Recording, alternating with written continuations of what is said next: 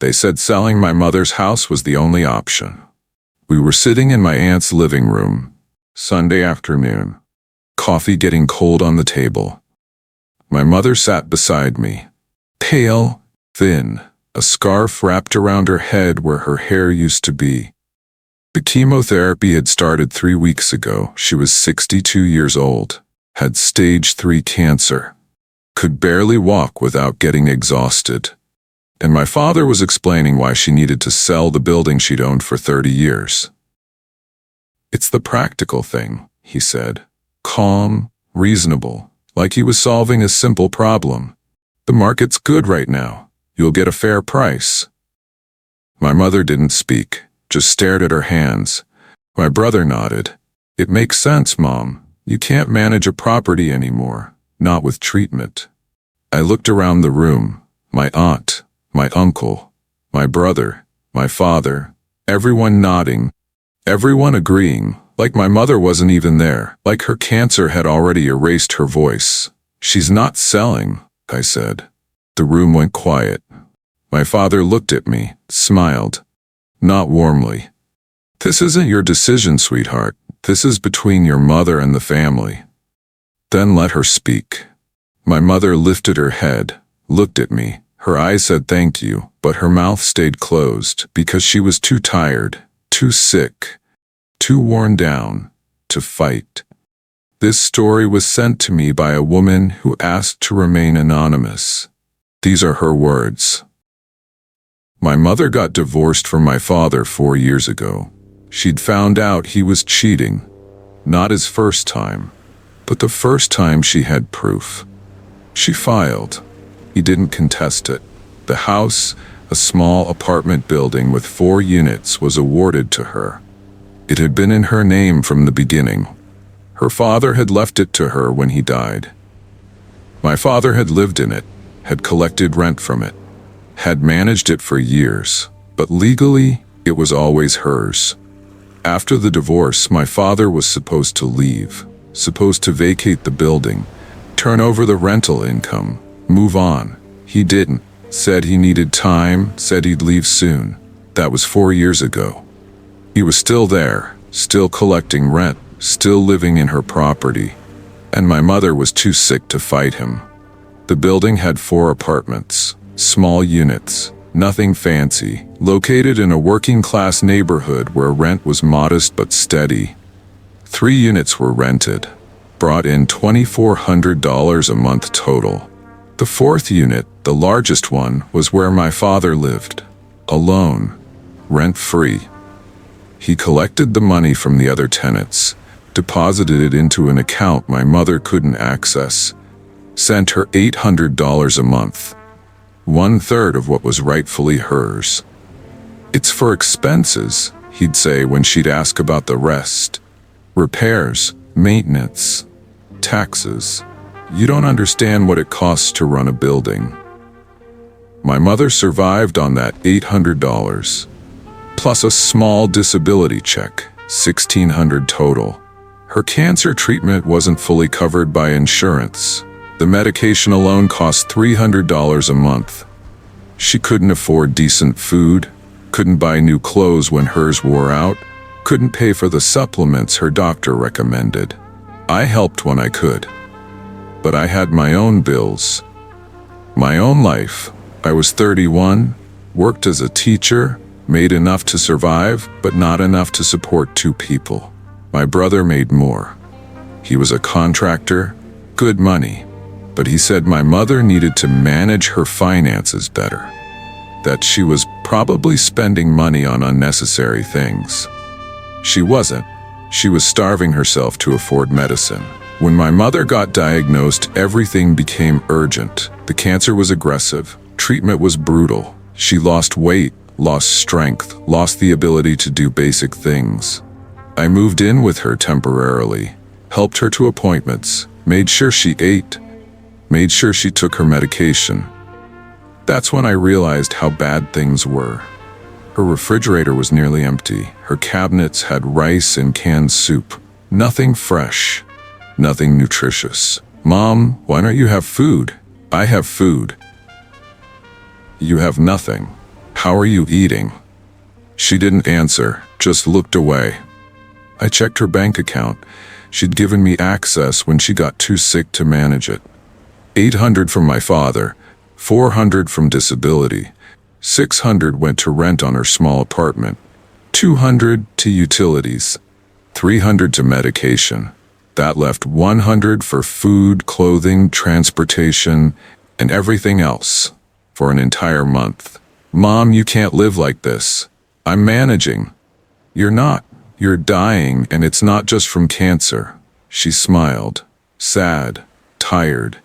Then I guess it doesn't matter much either way. That's when I understood. She'd given up, accepted that this was how it would be, that my father would keep her money, that she'd struggle, that she'd suffer, that fighting was too hard, and nobody cared enough to fight for her. I went to see my father. He was living in my mother's building, in the largest apartment, the one with the good view. The one that should have been generating $1,200 a month in rent. He answered the door in casual clothes, relaxed, comfortable, like he owned the place. What do you want? We need to talk about Mom. What about her? She's sick, she can't afford her treatment. You're taking her rental income. I'm managing her property, like I always have. Someone has to. But you're only giving her $800 a month. The building makes $2,400. Where's the rest? Expenses. I just told you. What expenses? Show me the records. Show me where the money's going. He smiled. I don't have to show you anything. This is between me and your mother. The building is hers, legally. The divorce decree says the divorce decree is being challenged. I have bank debt secured against that property. I have a legal claim. You have nothing. The building was never yours. It was her inheritance. And I invested in it, improved it, maintained it. I have equity. My lawyer says I have a case. He was lying. I knew he was lying, but he said it so calmly, so confidently, like he believed it himself. She has cancer. I know. I'm very sorry about that. Then help her. Give her the money that's hers. Let her afford treatment. I am helping. I'm managing the building she can't manage herself. I'm keeping it running, making sure she has income. $800 wasn't income. It was cruelty disguised as charity. I went to my brother next. He was the older sibling, 35, had always been close with my father, had taken his side in the divorce. You need to talk to Dad, I said. About what? About the building. About the money. Mom can't survive on what he's giving her. She's getting $800 a month plus disability. That's fine. It's not fine. Her medication costs $300. Her rent is $600. That leaves... She needs to budget better. She's eating rice and canned soup. She has cancer. She needs nutrition. Then help her. You're always complaining about Dad. Why don't you step up? I am stepping up. But I can't replace $1,600 a month. That's what Dad is stealing. He's not stealing. He's managing property that he has a legal claim to. He has no claim. The building was Mom's inheritance. The divorce was final. And now there's a challenge. Dad has debt secured against the property. The bank has a lien. It's complicated. It's not complicated. He's occupying her property illegally, collecting rent that isn't his, and you're defending him. My brother's jaw tightened. You don't understand business. You don't understand how these things work. I understand theft. That's what this is. Be careful. Accusing Dad of theft could get you in trouble. Slander isn't something to play with. He was protecting him, completely, willingly, and I realized I was alone in this. My mother was sick, my father was a thief, and my brother had chosen his side. I contacted a lawyer, explained everything. She listened, took notes. This is financial abuse, she said. Clear and straightforward. The building is your mother's. The divorce decree awarded it to her. Your father has no legal right to occupy it, or collect rent. Can we force him out? Yes, but it will take time. How much time? Depends. He'll fight, he'll delay, he'll file motions. Could be 6 months, could be 2 years. My mother has cancer. She might not have 2 years. The lawyer paused, looked at me carefully. I understand, but the legal system moves at its own pace. We can file, we can push, but we can't control how fast the court moves. What about the rent? Can we get that back? Potentially, but again, we'd have to prove he collected it, prove he withheld it, prove damages. It's possible, but not quick. I paid her retainer, $5,000. Money I'd saved for a down payment on a house. Money that was supposed to be my future. She filed the lawsuit 3 days later. Eviction, return of property, restitution for collected rents. The case number was assigned. The court date was set. 6 months away. My father was served at the building. He smiled when he got the papers. Called me that night. "This is a mistake," he said. "You're gonna regret this. I'm protecting Mom. You're destroying this family. Over money, over property. You're choosing material things over your own father. You chose them first." The case dragged. My father's lawyer filed motion after motion, extensions, delays, requests for more time. Claimed the bank lien complicated things. Claimed my mother's illness made her unable to participate properly. Each motion pushed the court date further away. 6 months became 9. 9 became a year. My mother got weaker while paperwork multiplied. Treatment appointments replaced court appearances. Fatigue replaced hope. The chemotherapy wasn't working. Her doctor suggested trying a different treatment. More expensive, less covered by insurance. "I can't afford it," she told him. "Then we'll have to make do with what we have." I sat in that appointment, watched my mother accept less than adequate care because she couldn't afford better. Because my father was living in her building, sleeping in her property, collecting her money, and the legal system was letting him. I asked the lawyer what was taking so long. "He's stalling," she said. "It's a common tactic. Delay. Drag it out. Hope the other side runs out of money or will." My mother is dying. I know, I'm sorry. We're pushing as hard as we can, but the court controls the timeline, not us. Can we do anything? File something? Force it to move faster? Not really. We filed everything we can. Now we wait. Waiting. That's what it came down to. My father was waiting. The system was waiting. And my mother was dying while everyone waited. 18 months into the lawsuit, I discovered something. My father had increased the rent on 2 of the units, raised them from $800 to $900 each. That meant the building was now generating $2,600 a month. Not $2,400. He was still giving my mother $800. Still claiming he needed the rest for expenses. Still lying. I told the lawyer. She added it to the case. More evidence. More documentation. More proof that would eventually matter. But not now. Not yet. Not while we were still waiting for a court date that kept getting pushed back. My mother had stopped asking about the case, stopped asking when it would be resolved, stopped believing it would be resolved before she died. "Maybe I should just let him have it," she said one night. We were sitting in her apartment. She was on the couch, too weak to stand for long. "Let him have what?" "The building. Maybe if I just sign it over, he'll leave me alone. Stop fighting. Stop making this so hard." "Mom, no. That building is yours. It's your only asset." "What do I need assets for? I'm dying." "You're not dying. You're fighting. And that building is supposed to take care of you. It's not taking care of me. It's killing me. The stress, the fighting. Maybe peace is worth more than property." I wanted to argue, wanted to tell her she couldn't give up, but I understood. She was so tired, so sick, so worn down, And my father knew it, knew she was weakening, knew that time was on his side. My brother got married that year, his second marriage. The first had ended after he'd cheated. He'd met someone new, younger. They were getting married, big wedding, expensive venue. He invited my mother. She said she'd try to come. Wasn't sure if she'd be strong enough. The day before the wedding, my brother called me. "Is Mom coming tomorrow?" "I don't know. She's been really weak this week. The treatment.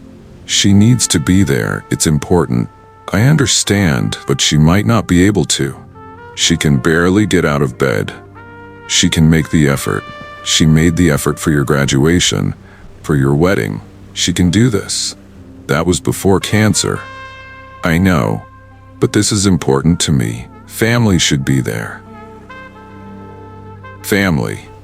The word felt hollow. You want to talk about family? How about helping her with the building? How about standing up to Dad? Here we go again. Everything's about the building with you. Everything's about money. It's not about money. It's about Dad stealing from her while she's dying. He's not stealing. How many times do I have to explain? Then why is he only giving her $800 when the building makes $2,600? Silence. I didn't know he raised the rent. Well, he did, 4 months ago, and he's keeping all of it. While Mom can't afford food, while she can't afford better treatment, while she's living on scraps. More silence. Then, that's between them. I can't get involved. You are involved. You're choosing his side. I'm choosing not to destroy this family over property disputes. You should try it. He hung up.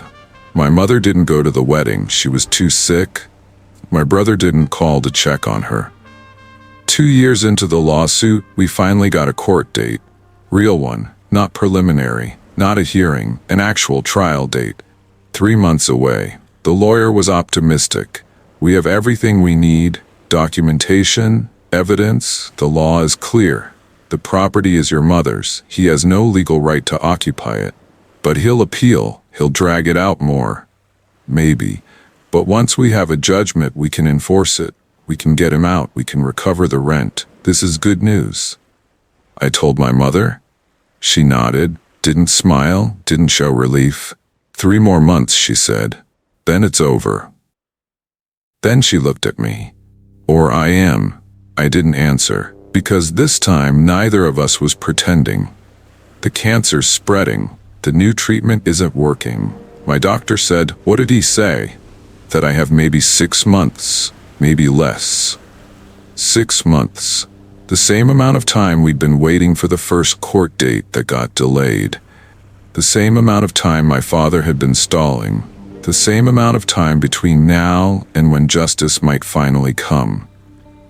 If it came at all. We'll make it, I said. You'll make it. You're strong.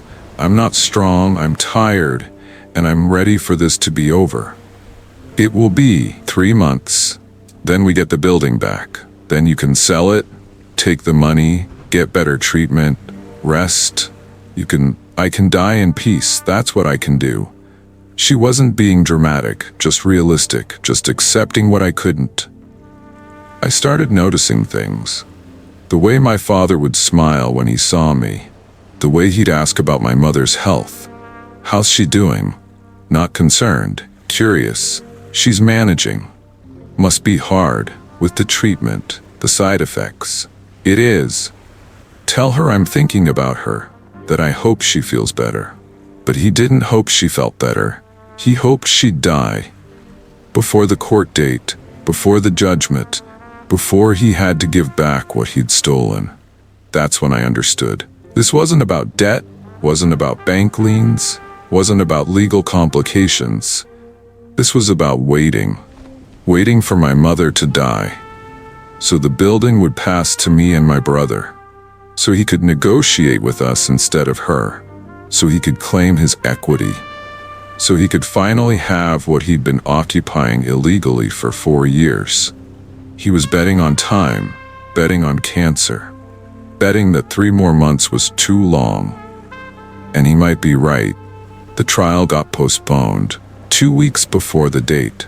My father's lawyer filed an emergency motion, claimed new evidence, claimed they needed more time to prepare, claimed the bank had additional documentation. The judge granted a 3-month extension. New trial date, 6 months from now. I called the lawyer. How can they do this? We've been waiting 2 years. I know, I filed an objection, but the judge has discretion, and your father's lawyer made a compelling argument for more time. My mother doesn't have more time. I know, I explained that, but the court doesn't prioritize based on health. They prioritize based on legal readiness. So we just wait? Again? Yes. I'm sorry, that's how it works. I told my mother that night. She was in bed, too weak to get up. The cancer had spread to her bones. Every movement hurt. 6 more months, I said. She closed her eyes. I won't make it. Yes, you will. You're gonna make it. You're gonna see this through. Stop, please. Just stop pretending. I'm not pretending. You are. We both are. I'm dying, and your father knows it, and he's waiting, and he's going to win because I won't be here to fight him. Then I'll fight him, I'll get the building, I'll make sure he doesn't get anything. And he'll fight you, and your brother will side with him, and you'll spend years in court just like I did, and for what? For a building I won't even benefit from? For justice. She smiled, sad, exhausted. Justice doesn't care about dying women. My father started coming around to my mother's apartment, claiming he wanted to check on her. I'm still her husband in some ways, he'd say when I'd ask why. We were married 30 years. I care about her. But he didn't care. He was assessing, calculating, seeing how much time he had left. I'd watch him talk to her, gentle, concerned, asking about her treatment, her pain, her prognosis. My mother would answer, polite, distant. She knew what he was doing, knew he was waiting, knew that every visit was him checking if she was close enough to death. One day he brought her flowers. I thought you could use some brightness, he said. She thanked him, put them in a vase. After he left, she threw them away. I don't want his pity. I don't want his fake concern. I just want what's mine. You'll get it. After the trial. After I'm dead. That's when I'll get it. When it doesn't matter anymore. She was right, and we both knew it. But neither of us could say it out loud, because saying it made it real, made it inevitable, made it something we couldn't fight. 3 months before the new trial date, my mother stopped treatment. The doctor had said it wasn't working, that continuing would just make her sicker, that palliative care was the better option. How long? I asked him. Weeks, maybe a couple months. It's hard to say. I sat with my mother in her apartment. Hospice was coming tomorrow, to set up, to make her comfortable, to help her die with dignity. I'm sorry, Mom. For what? For not fixing this, for not getting your building back, for not stopping him. You tried. You did everything you could. This isn't your fault. It feels like my fault. It's his fault, your father's. He chose this, chose money over decency, chose winning over compassion. That's on him, not you. We sat in silence. The building was 2 miles away. My father was still there, still collecting rent, still living in her property, still waiting. The court date was 12 weeks away. My mother had maybe 8. The math was simple. Final. He was going to win. Not because he was right, not because he had a legal claim, but because he'd outlasted her. Because he'd waited long enough. Because justice moves slower than death. And there was nothing I could do to stop it. My mother spent her last weeks in that small apartment. Hospice nurses came twice a day, checked her vitals, adjusted her medication, made sure she was comfortable. I took leave from work, stayed with her, slept on her couch, woke up every few hours to check if she was breathing. My brother visited once, stayed 20 minutes, said he had a work thing, couldn't stay long. How are you feeling, Mom? Tired. Yeah, I bet. The hospice people treating you okay?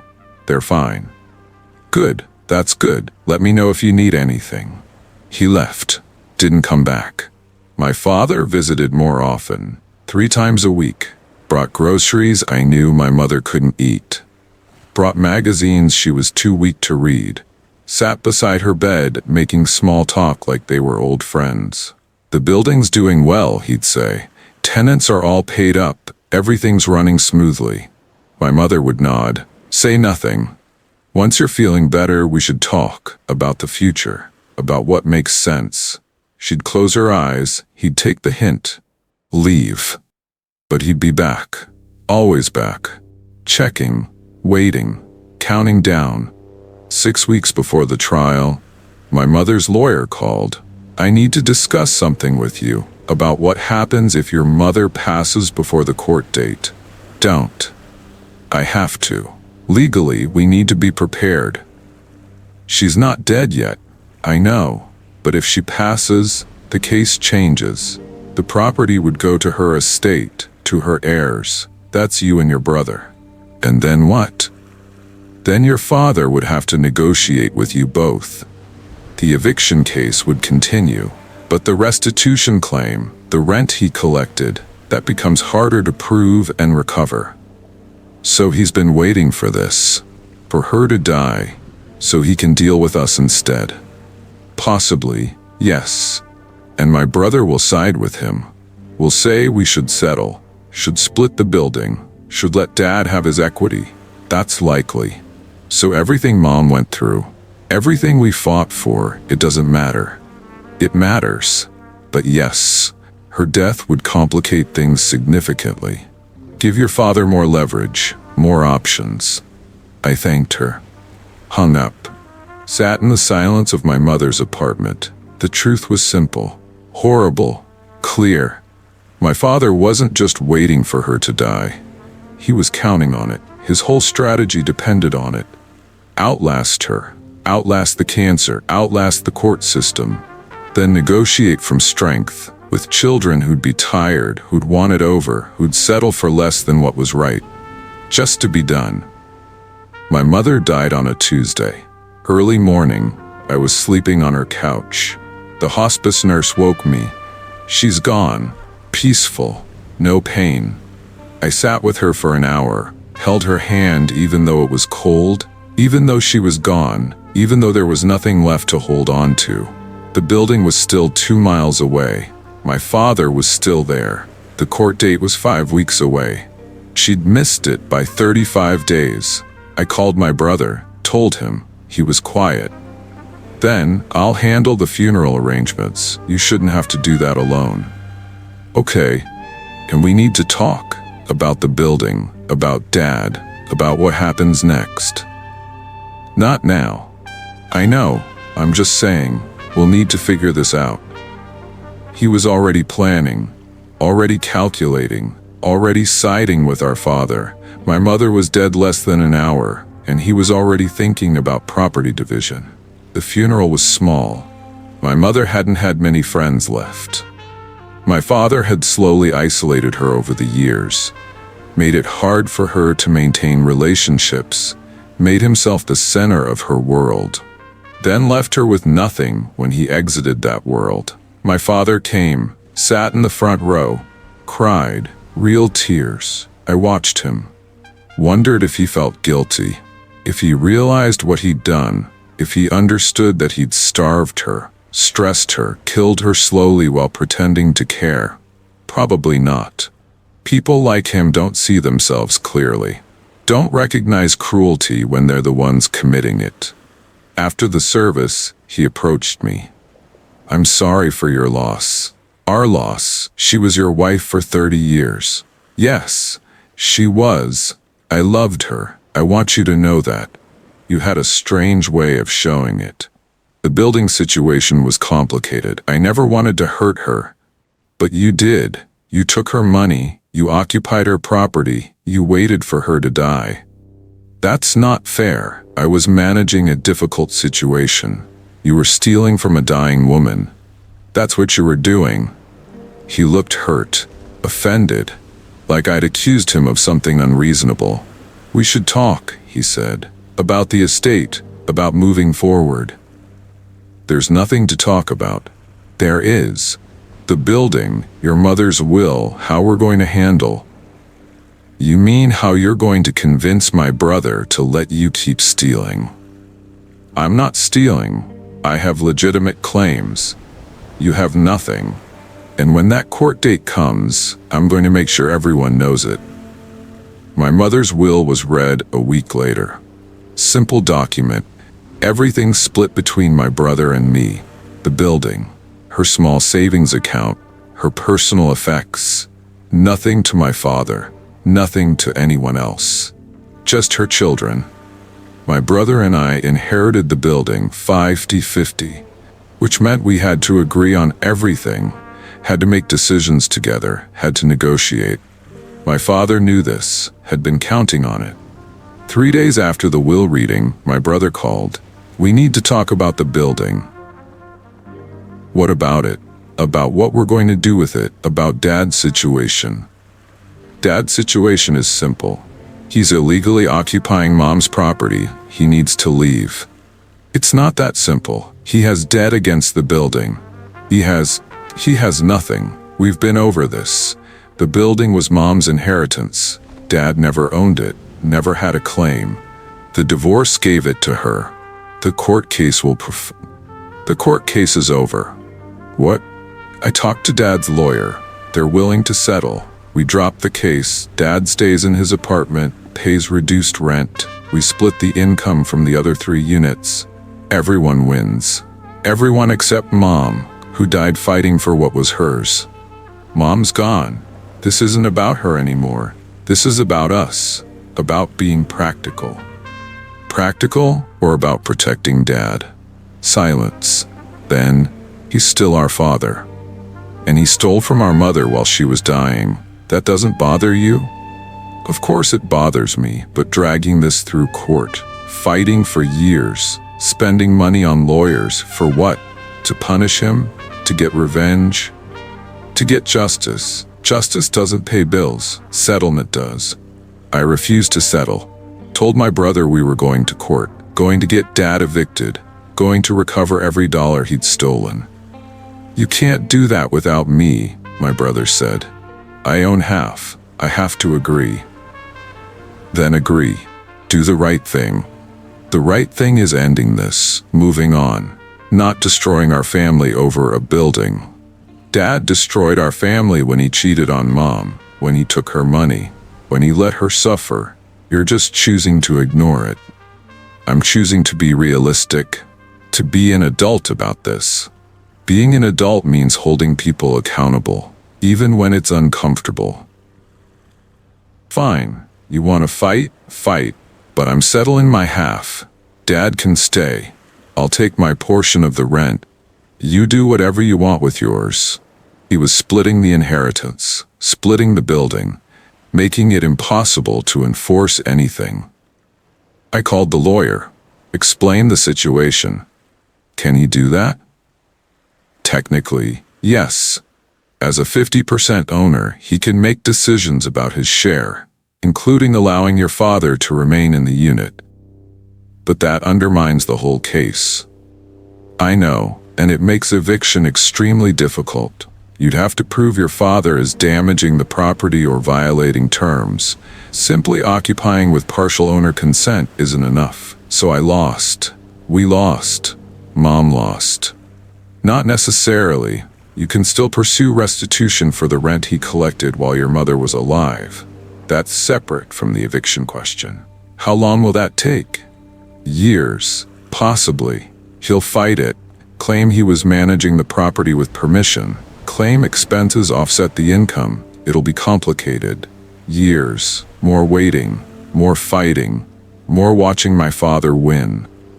Just like he'd planned, I went to see my father. He was at the building, in my mother's apartment, the one that should have been generating income, the one he'd occupied for free for 5 years. We need to talk, I said. I heard your brother told me you're being difficult. I'm being fair. You stole from Mom. You owe her estate. I didn't steal anything. I managed that property for 30 years, put my own money into repairs, into improvements. I have equity. You have nothing. No receipts, no records, no proof of any improvements. Just claims, just lies. I don't have to prove anything to you. Your brother agrees I have a right to be here. That's enough. My brother is protecting you because he's afraid of you. Because you've always made him choose sides, because he thinks family loyalty means ignoring what you did.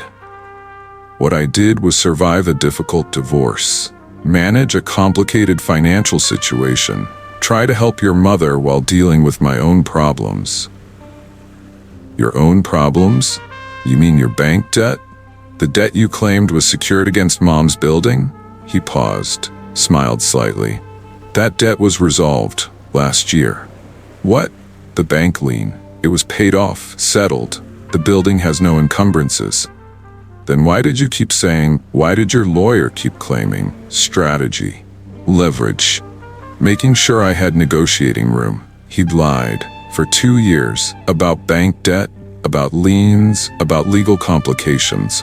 All of it was fabrication, designed to delay, to confuse, to buy time. Time for my mother to die. I sat in my car outside the building, tried to process what he'd admitted. There was no bank debt, no legal claim, no complicated financial entanglement, just a man occupying property that wasn't his, collecting rent that wasn't his, waiting for the rightful owner to die. And it had worked. My mother was gone, my brother was compromised, and my father was going to keep the apartment. Keep collecting his reduced rent, keep living in the building he'd stolen. I called the lawyer, told her what my father had said. That's fraud, that could be criminal. Can we prove it? Can we use it? Maybe. If he admitted it on record, if we have documentation, but verbal admissions are hard to prove, he'll deny he said it. So nothing changes. I'm sorry. Without your brother's cooperation, without clear documentation, we're limited in what we can pursue. I hung up, sat there until it got dark, watched tenants come and go, watched lights turn on in windows, watched my father's apartment stay lit, warm, comfortable, while my mother was in the ground, while the building she'd inherited, the building her father had left her, the building that should have supported her through cancer, sat there, generating income for the man who'd helped kill her. My brother called a month later. I'm getting divorced.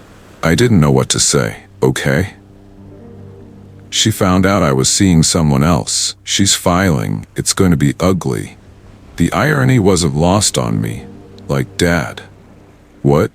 You're getting divorced for cheating, just like Dad did.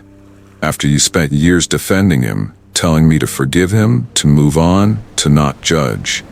That's different. It's not. You're exactly like him. You chose loyalty to him over Mom, over me, over what was right, and now you're doing exactly what he did. I called because I thought you'd understand. Thought you'd. I understand perfectly. You're reaping what you sowed, and your ex-wife deserves better, just like Mom did. I hung up. Felt no satisfaction, no vindication, just sadness. My family had fallen apart, collapsed into lies and selfishness and betrayal. My mother was dead, my father was comfortable, my brother was facing consequences he'd never thought would reach him, and I was alone, fighting a battle I couldn't win. The court case for restitution took 3 more years. My father fought every step, filed motions, requested delays, claimed he had records that proved his expenses, never produced them. The judge eventually ruled in my favor. Partially. Said my father owed the estate $60,000, $2,400 a month for 25 months. Not the full amount, not the 5 years. Just what could be proven definitively. My father appealed, said he couldn't pay, said he didn't have the money, said his retirement was limited. The appeal took another year. The judgment was reduced to $40,000. Payment plan of $500 a month, 80 months, nearly 7 years. My father would be 83 when he finished paying. If he lived that long, if he actually paid, if the system enforced it, I'd spent 8 years fighting, 4 before my mother died, 4 after. I'd spent over $30,000 in legal fees, would recover $40,000 over 7 years. Net gain, $10,000. For my mother's suffering, for her death, for everything she'd endured. $10,000. Before taxes, before splitting with my brother, who'd done nothing, who'd protected our father, who'd undermined the case, but who still got half. I drive past the building sometimes. My father still lives there, pays his reduced rent to my brother, who manages the property now, who sends me my share monthly. $1,200, half the income from 3 units. My father lives in the 4th, pays $600, below market. But my brother says it's fair, says it's family. I don't argue anymore, don't have the energy, don't have the will. My mother has been dead for 4 years. The fight is over. The battle is lost. Justice was theoretical, an idea that worked in courtrooms but not in life. My father won, not because he was right, not because he had a claim, but because he was patient. Because he was willing to watch my mother suffer. Because he was willing to wait. Wait for cancer. Wait for death. Wait for the moment when fighting became harder than surrendering. That's what people don't understand about financial abuse, about elder abuse, about the quiet ways people destroy each other. It doesn't look dramatic, doesn't look violent, just looks like complicated family situations, like property disputes, like unfortunate circumstances. But it's calculated, deliberate, strategic, and it works. My brother and I don't speak anymore. Haven't spoken in 2 years. He sends the rent check monthly, I deposit it. That's our only communication. His divorce cost him everything. His wife got the house, got custody, got most of his savings. He lives in a small apartment now, works constantly to pay alimony, pay child support, pay for the life he destroyed. I don't feel sorry for him. Don't feel vindicated either. Just feel tired.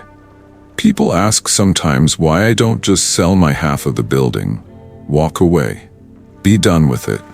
I tell them I can't. My brother won't buy me out, won't agree to sell, says the building is family legacy, says we should keep it, says Mom would have wanted that. Mom would have wanted the building to support her through cancer, would have wanted my father out, would have wanted justice. But nobody cared what Mom wanted. Not when she was alive. Not now that she's dead. I think about my mother often, about the last conversation we had. She was very weak, could barely speak. I'd asked if she had any regrets. She'd smiled, said marrying him, trusting him, believing that love meant anything. You taught me about love, I'd said. You showed me what it meant to care for someone. I showed you what it meant to be a fool, to sacrifice, to give everything and get nothing back. That's not true. It is true. I gave him 30 years, gave him my property, my trust, my health, and he gave me $800 a month and a slow death. I'm sorry, Mom. I'm sorry I couldn't fix it. You tried. That's more than anyone else did. She'd closed her eyes, tired, done. Promise me something. Anything. Don't be like me. Don't sacrifice yourself for people who don't deserve it. Don't wait for fairness. Don't trust that doing the right thing matters. I promise. But I'd broken that promise. Spent 4 more years fighting, sacrificing, waiting for fairness. Just like she had. Just like she'd warned me not to. I visited my mother's grave yesterday. First time in months. Told her about the final payment from Dad. About how it would take 7 more years. about how I'd be 45 when it was done, about how the number was so small it felt like an insult. You were right, I told her headstone. About all of it. About Dad, about the system, about justice being theoretical. The cemetery was quiet, empty, just me and rows of stones, rows of people who'd died, who'd fought their battles, who'd lost or won or survived. My mother had survived 30 years of marriage, 5 years of divorce proceedings, 2 years of cancer, and died waiting for a court date that came 5 weeks too late. That's what I'll remember. Not that she lost, not that my father won, but that she died waiting, waiting for fairness, for justice, for someone to care enough to help, and nobody did. Not the courts, not her son, not the system designed to protect people like her. They all just waited, just like my father, waited for her to die. So they wouldn't have to deal with complicated questions, uncomfortable truths, the reality that sometimes respectable men do terrible things and get away with it. People still ask what happened when they find out about the situation, about my mother, about the building, about the years of fighting. They want to know if we won, if my father paid, if justice was served. I tell them the truth. My mother died before the trial. My father kept the apartment. My brother sided with him. The court case dragged on for years. We got a partial judgment. He's paying it slowly, very slowly. Over 7 years. By the time it's done, my mother will have been dead for 11 years. The money will mean nothing. The building will still be there. My father will still be living in it. And my mother will still be gone. That's the story. No dramatic ending, no courtroom victory, no moment where the villain gets exposed and everyone realizes the truth. Just slow erosion, slow theft, slow death. While everyone watched, while everyone waited, while everyone chose comfort over confrontation, my father didn't need to push her, didn't need to threaten her, didn't need to be violent or obvious or dramatic. He just needed time, needed patience, needed to wait for cancer and courts and exhaustion to do the work for him. And it did. And he won. And I'm still here. Still getting my $1,200 a month. Still watching my father live in my mother's building. Still making sure she didn't die for nothing. Even though maybe she did. Even though maybe all of this, all the fighting, all the suffering, all the years meant nothing. Because he's still there. Still comfortable. Still unpunished. And she's still gone. That's the truth about financial abuse, about elder abuse, about the quiet ways people destroy each other. They don't need weapons, don't need violence, don't need anything except time, and the willingness to wait while someone else dies. I wasn't willing to let my mother face it alone. I'm still not willing, even though she's gone, even though the fight is over, even though waiting for justice feels like waiting for nothing. I'm still here, still standing in the space where she used to be, still making sure someone remembers, still making sure her death meant something. Even if that something is just this: a daughter who refused to look away, who refused to pretend it was okay, who refused to let her mother disappear without someone noticing. Without someone caring, without someone saying, this was wrong, this was theft, this was murder dressed up as property management. And everyone who could have stopped it chose not to, including the courts, including my brother, including everyone who said it was too complicated, too messy, too hard. They chose comfort, and my mother died. And I'm still here making sure she doesn't face that alone. My father didn't need violence, didn't need threats, didn't need to raise his voice. He just needed time. Time and a system slow enough to protect him. A family willing to look away. And a woman too tired to keep fighting. My mother died waiting for justice. I'm still here to say what everyone else wouldn't. This was theft. This was abuse. And it worked. This story was written by a woman who lived it. I didn't change her words. I didn't soften them. I just read them so they wouldn't disappear. If you recognize yourself in this story, you're not weak. And you're not imagining it. Some harm leaves no bruises, some injustice wins by waiting, and some truths take time to be heard. This is Quiet Truths, Long Justice.